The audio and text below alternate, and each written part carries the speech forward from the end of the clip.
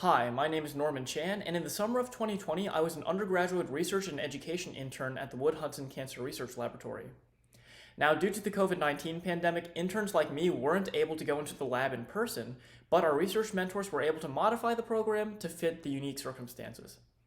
Now, over the course of the summer, we sought to create professional research proposals that aimed to answer one of the National Cancer Institute's 9 provocative questions. I answered question 2, how does intermittent fasting affect cancer incidence, treatment, response, or outcome, with the proposal, the degree at which autophagy onset by intermittent fasting impacts apoptosis in pancreatic adenocarcinoma cells.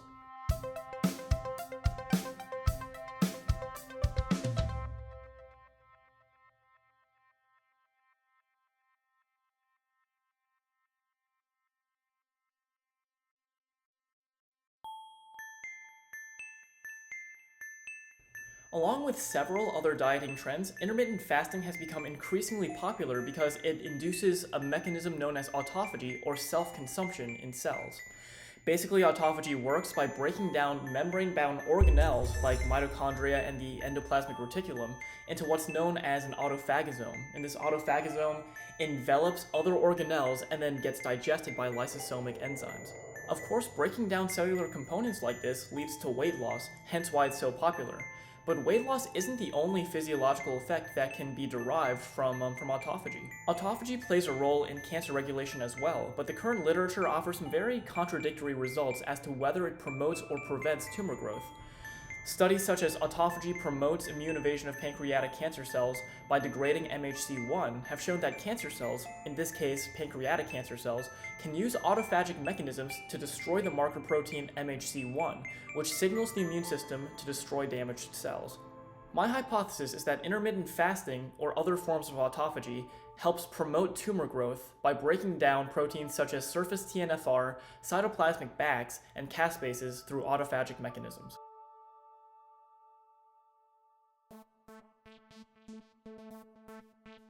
In order to test my hypothesis, I set up 2 experiments, one in vitro and one in vivo. The in vitro experiment involves pancreatic cancer cell lines grown in growth medium. It's a 3x3 factorial design to account for 3 levels of autophagy as well as 3 types of measurement. Group X doesn't have any autophagic interference. Group Y is treated with hydroxychloroquine to suppress autophagy, and Group Z is treated with amiodarone to promote autophagy. Subgroups 1 will be used for gel electrophoresis, subgroups 2 will be used for quantitative proteomics, and subgroups 3 will be used for fluorescent imaging.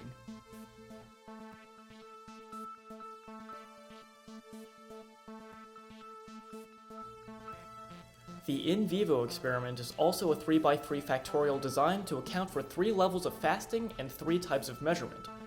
The mice used will be immunodeficient animals implanted with pancreatic tumors.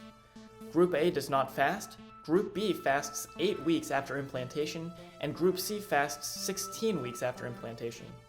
Subgroups 4 will be used for gel electrophoresis, subgroups 5 will be used for quantitative proteomics, and subgroup 6 will be used for fluorescent imaging.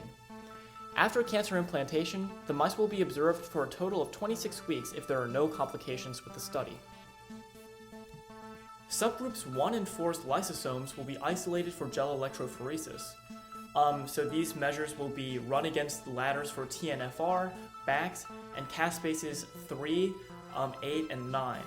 This will determine whether or not the aforementioned proteins were digested autophagically. Cells from subgroups 2 and 5 will be analyzed using quantitative proteomics to determine the protein content and composition within the cells.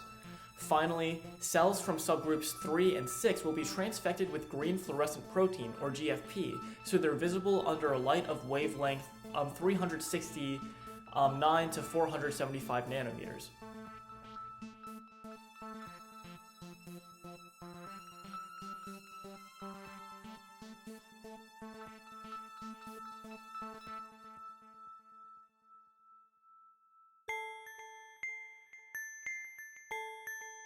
In both in vivo and in vitro experiments, gel electrophoresis, quantitative proteomics, and fluorescent imaging will be very important in tracking the progress of cancer. In the gel electrophoresis, marking which bands show up in the gel itself will help determine whether or not proteins involved in apoptosis are present within the lysosomes of the cell. Data from the flow cytometry will help determine the content and composition of the proteins again, and the fluorescent imaging will help us visually see how large the tumors get, or if they shrink. One measurement difference between the in vitro and in vivo subjects is that the in vivo subjects will receive bi-weekly blood tests. These blood tests are just testing for the levels of certain cancer antigens within the blood, which will indicate how much the cancer is progressing.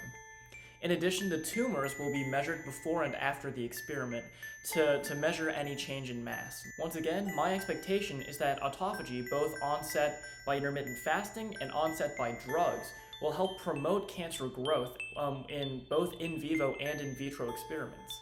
However, there may be no correlation between autophagy and apoptotic proteins at all. Likewise, the opposite may be true. Ultimately, this study just seeks to add more to the literature that already exists about autophagy and its role in cancer regulation. This proposal would not be possible without the support and guidance from the Hudson Cancer Research Laboratory staff. Dr. Carter, Dr. Douglas, Dr. Snyder, and Professor Gilb put together an excellent program that is one of the best educational experiences of my life. This presentation is, of course, a vast oversimplification of the original proposal. This is particularly true of the materials and methods, the statistical analysis, and the regulatory procedures for ethics and whatnot. For more information, contact us at information@woodhudson.org.